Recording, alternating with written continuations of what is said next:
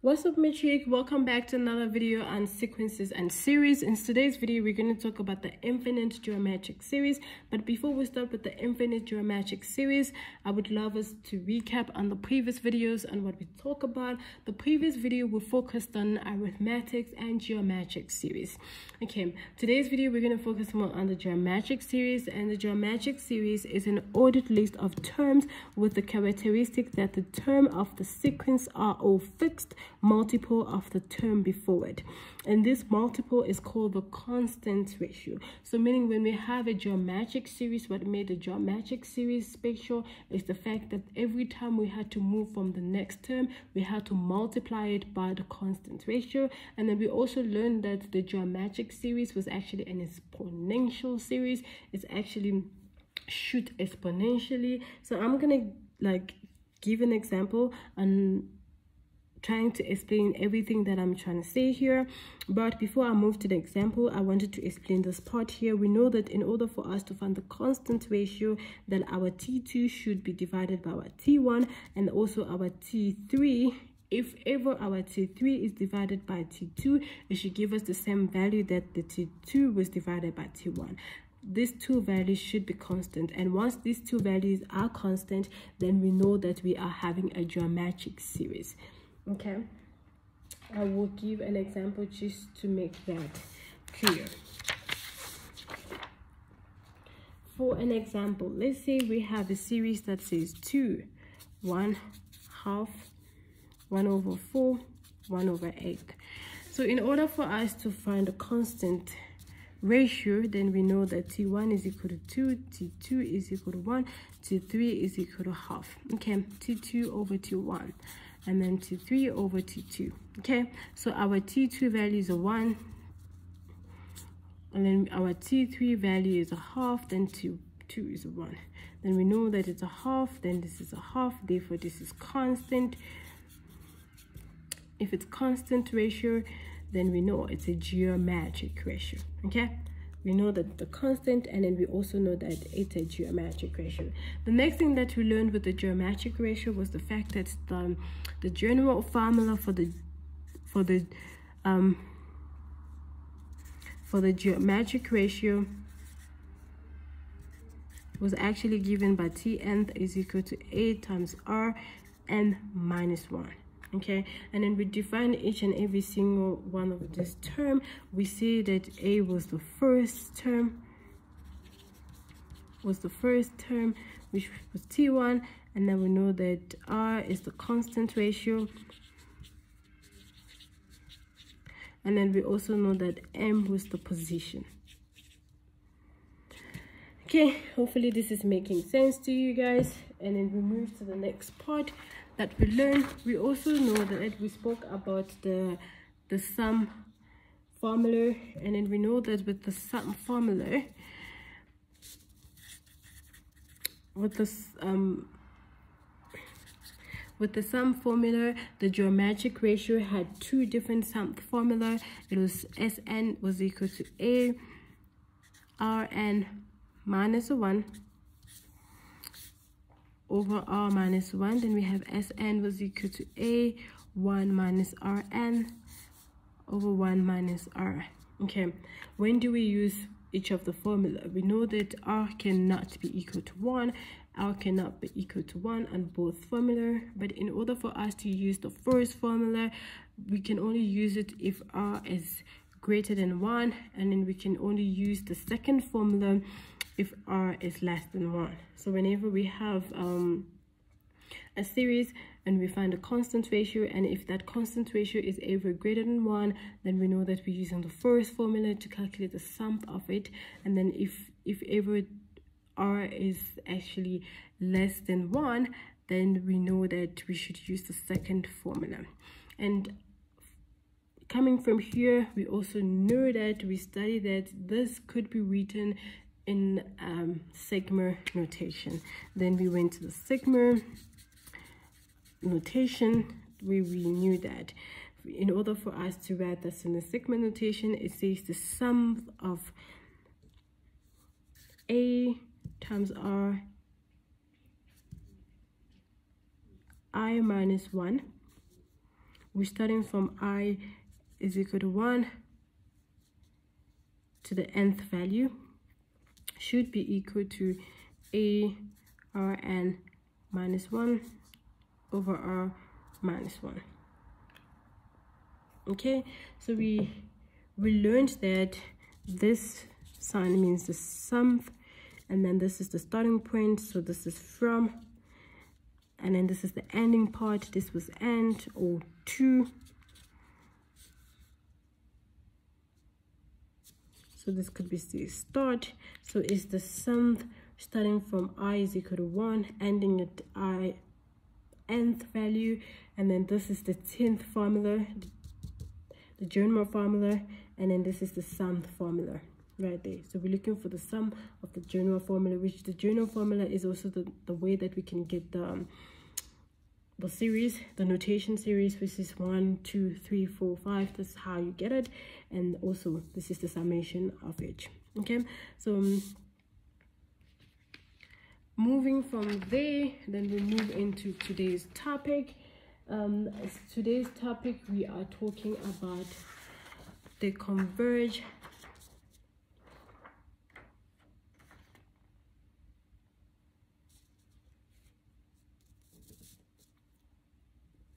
sum to the infinity. Okay, today's topic, we're going to focus on the converging sum to the infinity. What do we mean by when we talk about the converging? With the geometric series, right, the sum to the infinity has one property. Okay, it has one property. It says no matter how many term you add to it, you add together. Okay, no matter how many terms you add together, their sum to infinity, okay, let's just say the sum to infinity will not exceed a certain value. Okay, I'm going to explain the thing. What do I mean by no matter how many terms you add together, their sum to infinity will not exceed a certain value? For instance, let's say I am trying to lose weight. Okay, I have weight problem, and I'm probably weighing about 8 kg, and then I want to go down. Okay, and I do my dieting and I do my exercising, and I'm losing weight. As I'm losing weight, there will be a time whereby my weight lost will go down at a certain rate, and then but there will be a time where I will converge, reach to a point whereby my body weight will not go as lower than that certain amount of weight. Maybe let's say when I reach 50 something kg, that the way in which I will lose weight will not be, the rate will not be as higher or as quicker as the way I was losing before. So that would be like somewhere where I'm getting like to a constant kind of value, and then I will not be able to weight less than, let's say, 55. Or let me just give an example. So I'm going to give an example of the same series that we did. Okay, we still have 2, we have 1, we have half, we have 1 over 4, and then we have 1 over 8. Okay, if I sum the first summation, it's a 2, right?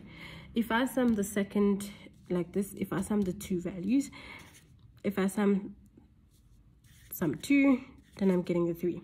Okay, so if I sum the third value, what am I going to get? 2.5. Okay, I think it's 2.5. Okay, so no, 3.5.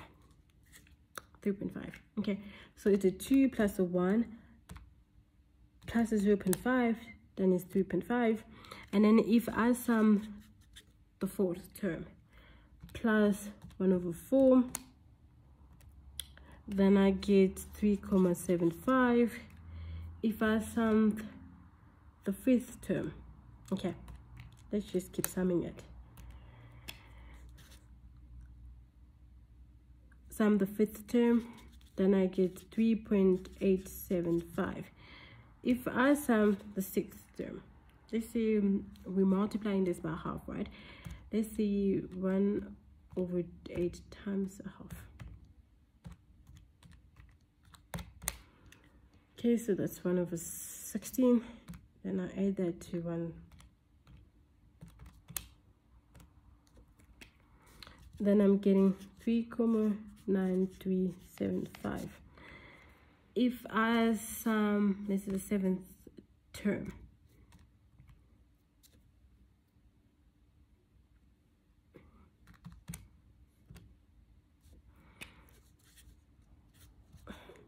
Then I get 3.96875. If I add more, let's see, let me add one more.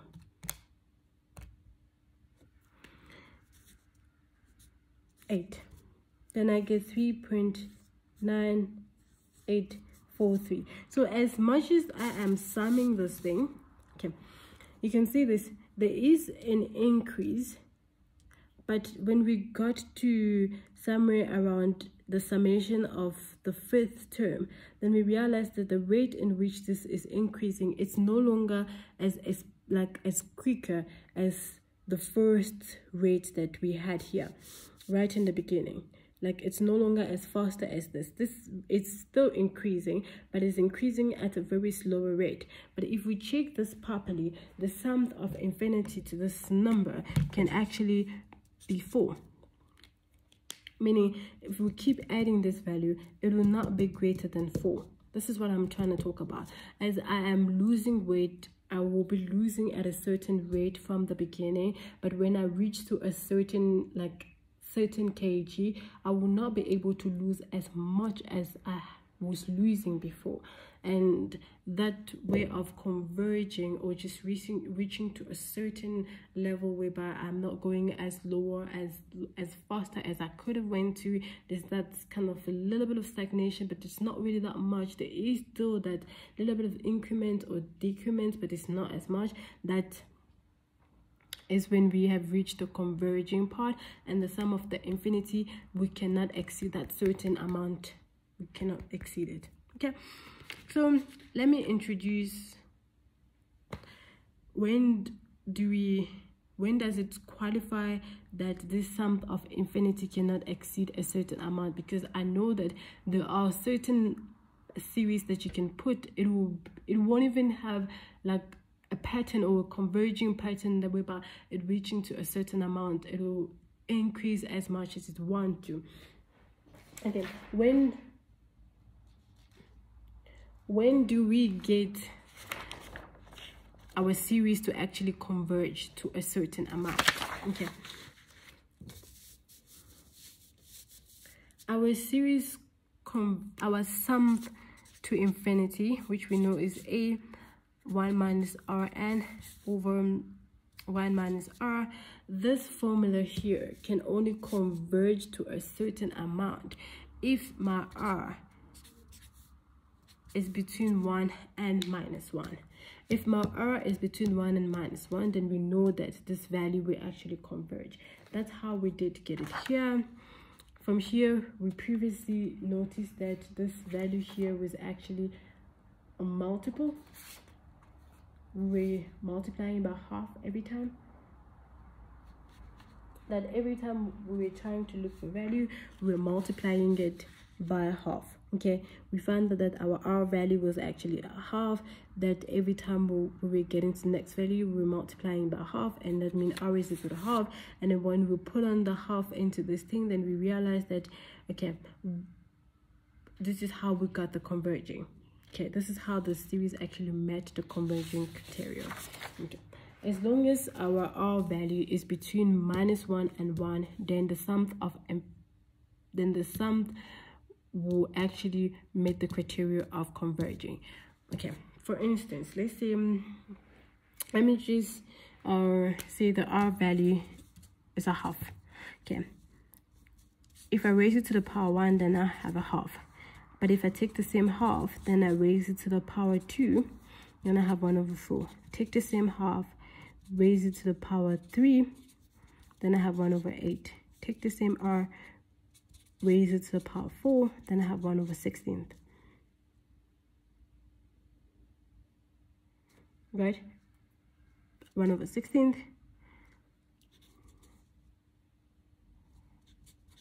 Raise it to the power 5, then 1 over 32. Okay, what am I doing here? I'm just multiplying by half every time.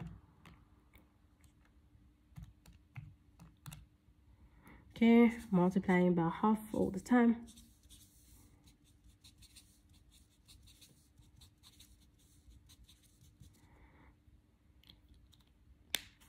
Okay, but as we're going through it, we see that this value is actually decreasing and decreasing and decreasing. At the end of the day, when I keep decreasing this value, it will not be greater, like it will, the sum of this number will not be greater than 1. Okay, if I sum the first one, it's half. If I sum the second one, so I summed half plus 1 over 4, then it's 3 over 4. Okay, if I sum the third, then I get 7 over 8. Okay, if I sum the fifth one, the fourth one, then I get 15 over 16. If I sum the fifth one,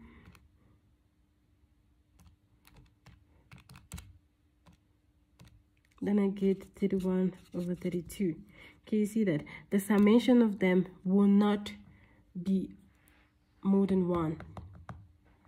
This is what I'm saying, that the value is actually converging. But when we're going that, when we reach to all, if we say this half is raised to infinity, then we know that it should be 0.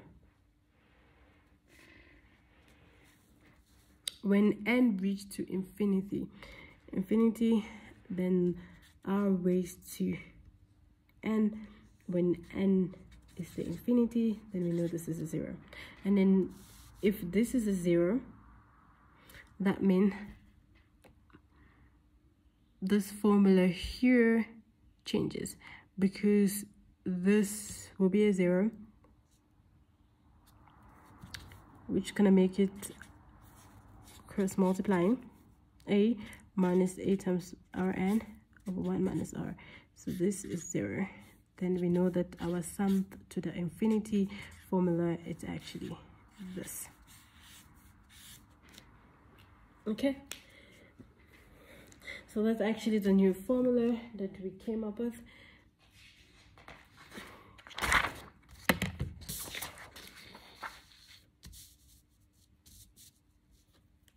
If we need to write that in a notation kind of way, then we know the sum to infinity where k is equal to 1, then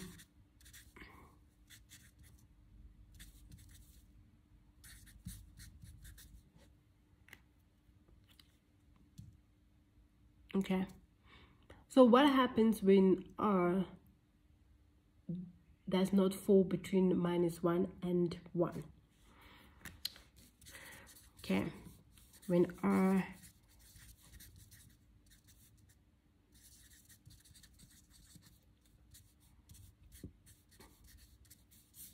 okay, what happens? I'll give an example.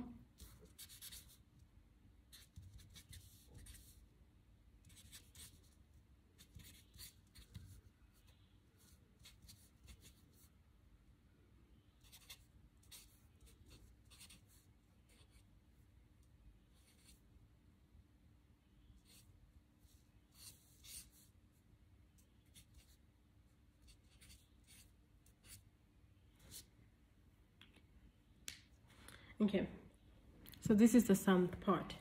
So if I need to sum the first term, okay, let's just sum the first term.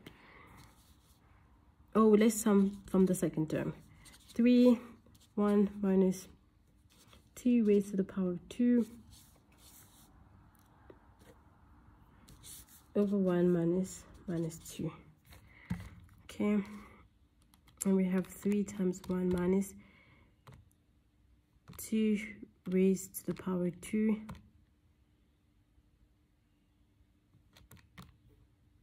1 minus 2. Then I get a minus 3. Okay, if I raise it to the power, if I sum that to the power 3, then I know that times 3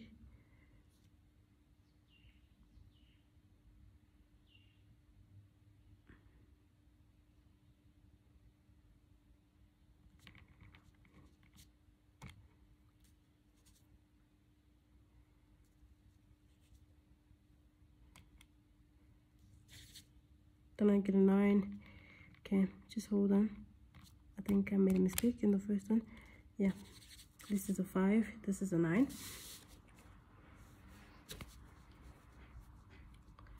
So if I have to say to the power 4, then I'm gonna get a 15 minus 15.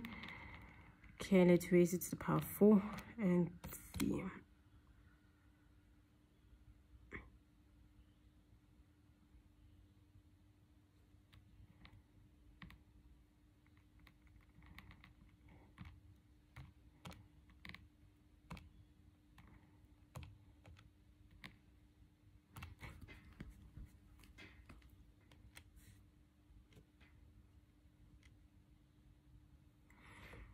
Okay, let's say if I raise it to the power of 20. Okay, let's go further.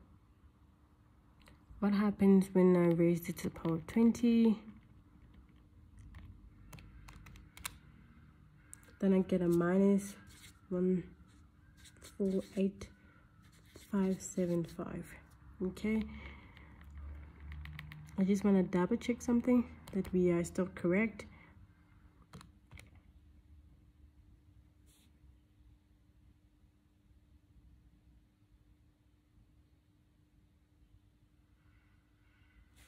So here it is a minus 3.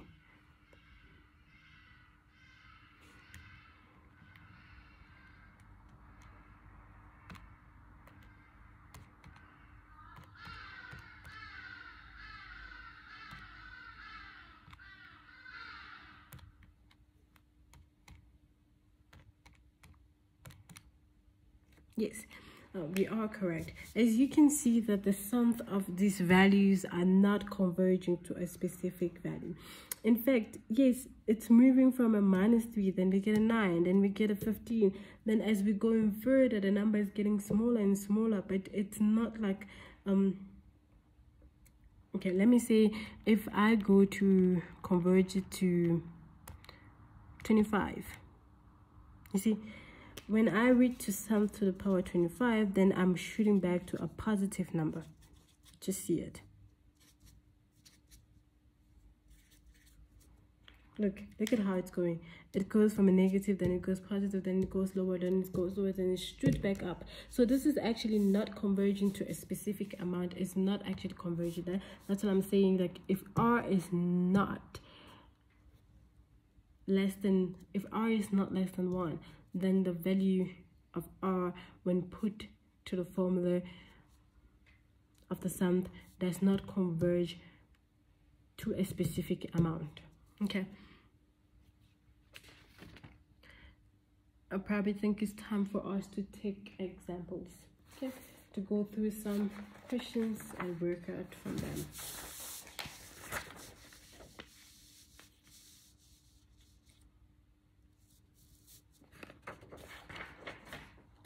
So right here, I got question from the November 2018 math paper 1. Okay, the first question is saying that a geometric series has a constant ratio of half and the sum of infinity of 6. Okay, what are we given? Let's write it down. It says here that calculate the first term of the sequence. Okay, right about what are we given? We are given the ratio to be half, and then we're given the sum to be 6. And we know that S is equal to A over 1 minus R. Okay, we're calculating for A, 1 minus half, and then we know this is 6. And then A over half, 6, multiply that.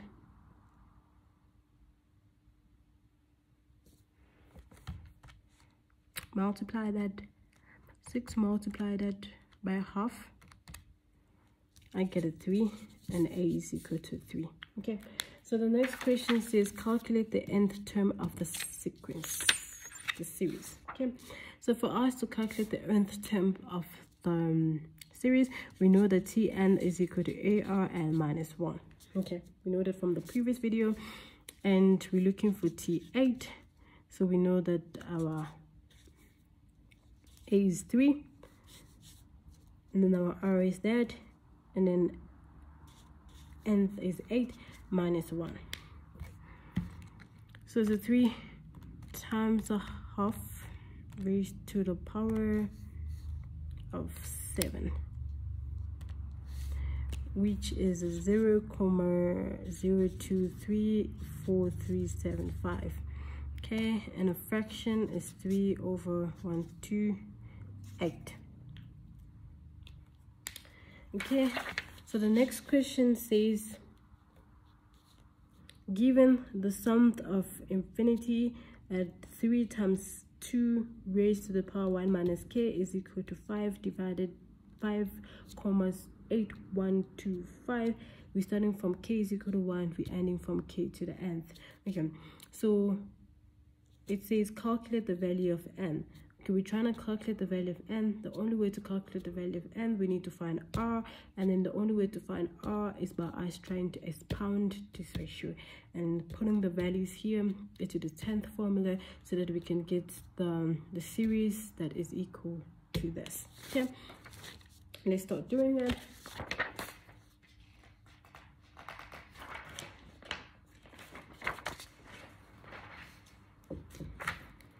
Okay, I know that z is equal to n, k is equal to 1, and then 3, 2, 1 plus k is equal to 5,8125. Okay, that's what we have. Then when k is equal to 1, we have this 1 plus 1. Okay, this is a minus, copied it wrong, to minus, and then plus. When k is equal to 2, then we have minus 2. Then when k is equal to 3, and we have minus 3, and we can end here when k is equal to 4. So this we know should be equal to 5,8125. Okay, so put that into the calculator. 3 times 2 to the power of 0, which is the first term, is a 3, plus 3 times 2 raised to the power of minus 1. The second term is 3/2.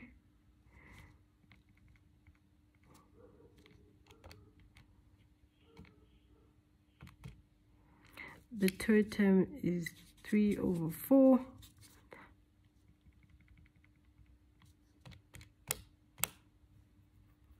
Then the fourth term is 3/8. Okay, then we know this should be equal to 8125. Okay, so this is it. In order for us to find the sum to the infinity, then we know that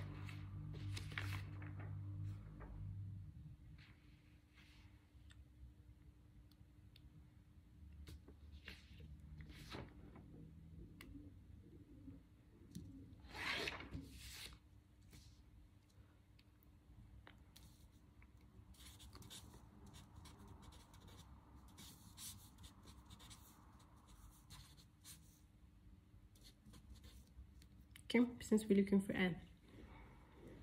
So the reason why I use this formula here, I'm just going to make it clear to you guys. So this is a plus. Let me get my r value, which is 3/2 divided by 3. Okay, which I get 3/2 times 1/3, which is a half. Okay, so this falls under half, and then from from the first, we see that when T2 over T1 and T3 over T2 is a constant, that the constant ratio, then this falls under the geometric ratio. And we also see that in order for us to know that we have the sums of infinity, that this should actually fall between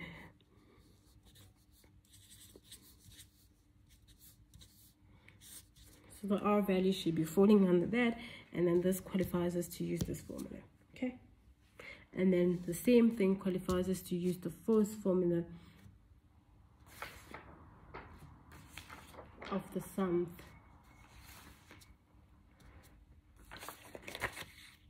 This one here.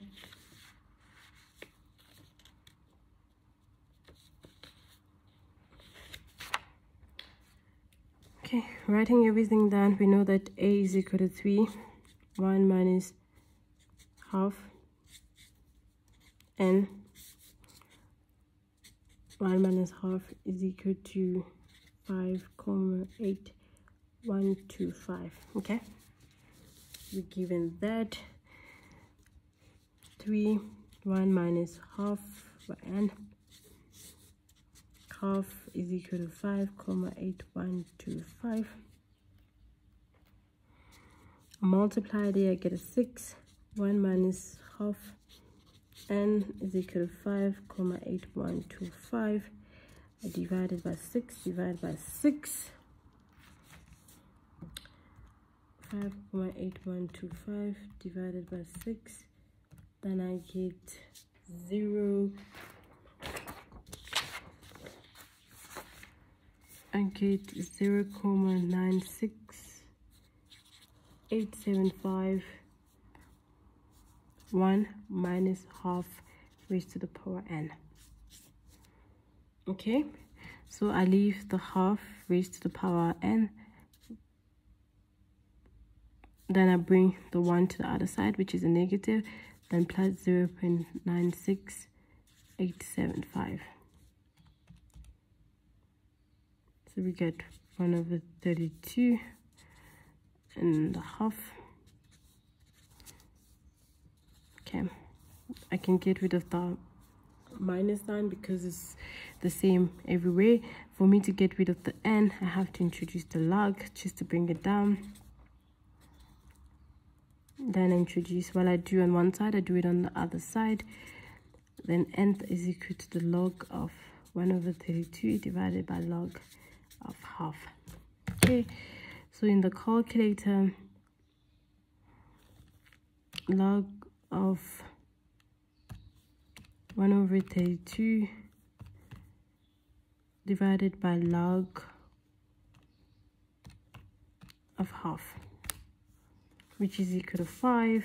So n is equal to 5. Hopefully this is making sense to you guys. And we're going to take the next question.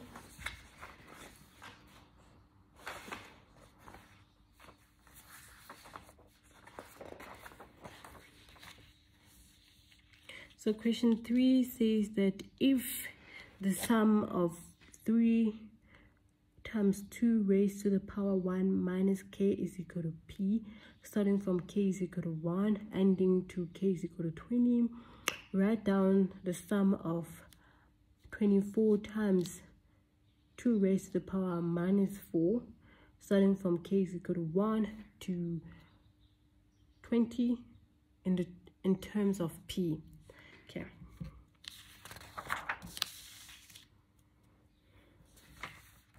So we have question 3. The first one that we're given is this. K is equal to 1. Then we know 3, 2, 1 minus k is equal to p, right? So we have to put the values of k and actually find the sequence. So when k was equal to 1, 1 minus 1. When k is equal to 2, when k is equal to 3,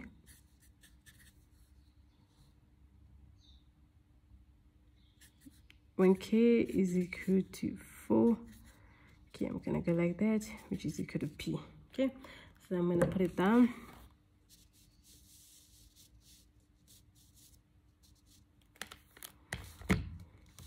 The first one we're gonna get is a 3, then it's plus 1 minus a 2.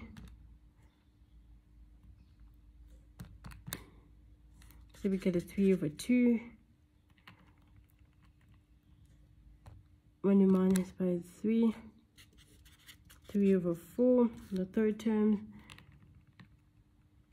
And when you do 4, 3 over 8.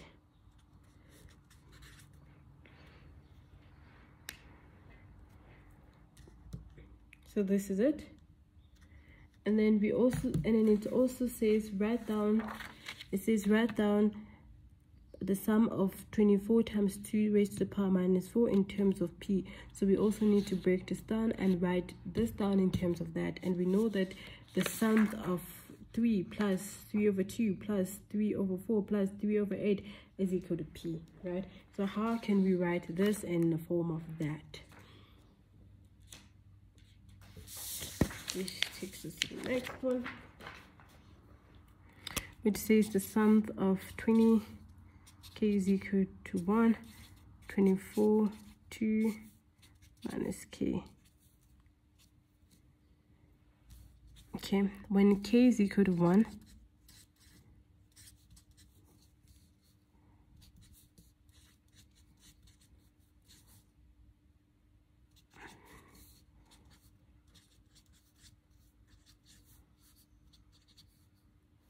plus when k is equal to minus 4,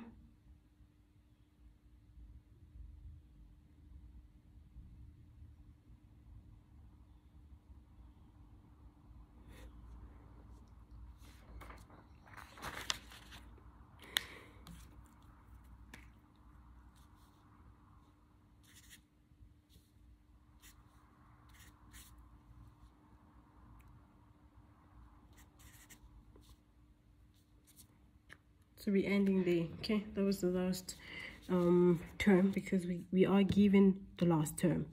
Okay, I didn't put that through, so we're ending right here. That's the last term. That should be equal to p. Okay, and then here the last term we have is 24 times 2 over minus 20. This should be equal to p. Okay, putting into the calculator, we have 24 times 2 raised to the power minus 1. So the first term is a 12 raised to the power of minus 2. Then I have a 6 raised to the power of minus 3. Then I have a 3 raised to the power of minus 4. Then I have a 3 over 2. Then we go there. Then we have 24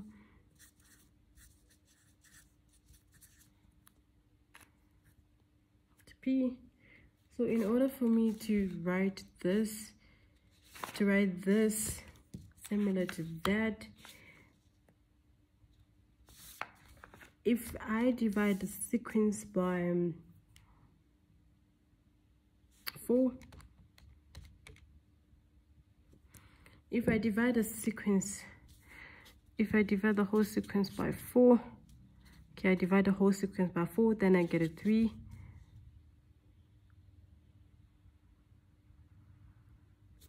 Okay, 6 divided by 4, get a 3 over 2.